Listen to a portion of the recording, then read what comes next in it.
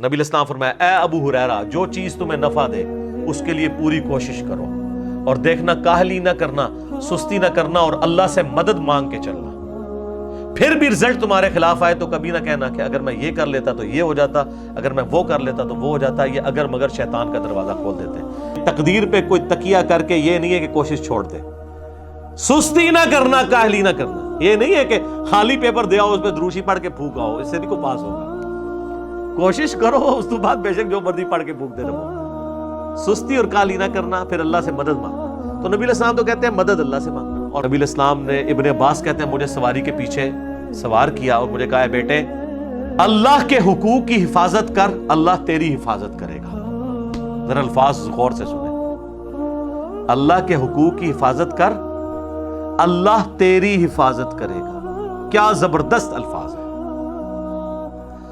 اور اللہ تعالیٰ کے احکامات کی پیروی کر، تو ہمیشہ اپنے رب کو اپنے سامنے پائے گا، تیری مدد کے لیے وہ ہر وقت ہوگا۔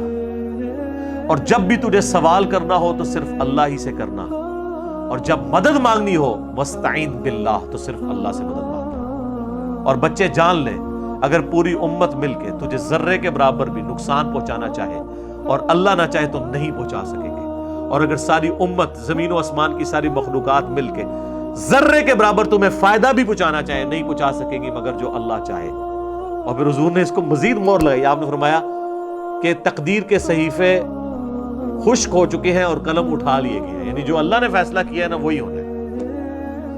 یہ حدیث کتنی ڈیسائسو ہے۔ نبی علیہ السلام اپنے اصحاب کی تربیت کرتے تھے کہ مانگنا ہے تو اللہ سے مانگنا۔